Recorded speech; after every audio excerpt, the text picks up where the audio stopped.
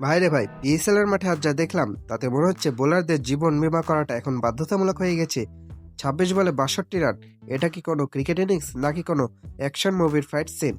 মাস সাতাকাত নামটা মনে রাখুন। পিএসএল ইতিহাসে তৃতীয় দ্রুততম 50 হাঁকে এই ছেলে আজ যা দেখালো তাকে স্রেফ এক শব্দে বলা যায় পিওর ক্লাস। বাংলাদেশের বিপক্ষে ওয়ানডে সিরিজে যখন আমাদের বোলারদের কচুকাটা করেছিল তখনই বুঝেছিলাম এই ছেলে বেশি দিন শান্ত থাকবে না। আজ পিএসএল এ তার প্রমাণ মিলল। ক্রিকেটে একটা কথা আছে, টাইমিং ইজ এভরিথিং। আর মাস সাদাকার জন্য আজ স্কেল দিয়ে মেপে মেপে বলগুলোকে বাউন্ডারির উপরে পাঠাচ্ছিলেন। ইন্টেন্ট কাকে বলে সেটা আজ মাসকে ব্যাটিং করতে দেখলেই বোঝা যেত। মাঠে নামলেন, প্রথম বল থেকে বোলারদের উপর চড়াও হলেন আর স্কোরবোর্ডটাকে এমনভাবে ঘোরালেন যেন মনে হচ্ছিল তিনি ভিডিও গেম খেলছেন। সবচেয়ে অবাক করা বিষয় কি জানেন? এটা কোনো অন্ধের মতো ব্যাট চালানো ইনিংস ছিল না, তার প্রতিটি শটে ছিল রাজকীয় অভিজাত্য। যে শটগুলো তিনি খেললেন সেগুলোকে ফ্রেমে বাঁধিয়ে রাখার মতো। পিএসএল এর ইতিহাসে তৃতীয় দ্রুততম 50।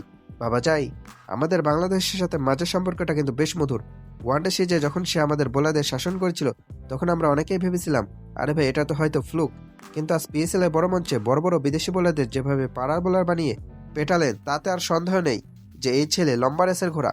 মাঝ যখন ক্রিজে ব্যাটিং করছিলেন বোলারদের চেহারা দেখে মনে হচ্ছিল তারা মনে মনে দোয়া পড়ছিলেন, ভাই আর মেরো না, এবার একটু দয়া করো। কিন্তু মাস কি আর দয়া করা পাত্র?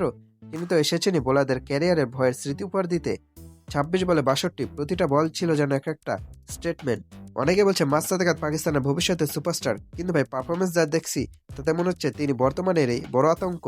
যে স্টাইল আর ক্লাসে তিনি ব্যাট করেন তাতে বড় বড় কিংবদন্তিদের ছায়া দেখা যায়। পিএসএল এর মতো হাই প্রেশার টুর্নামেন্টে এসে এমন বিধ্বংসী ব্যাটিং করাটা চারটিখানি কথা নয়। মাঝ আজ প্রমাণ করলেন কেন তাকে নিয়ে এত আলোচনা হচ্ছে। তিনি স্রেফ একজন হিটার নন, তিনি একজন কমপ্লিট প্যাকেজ।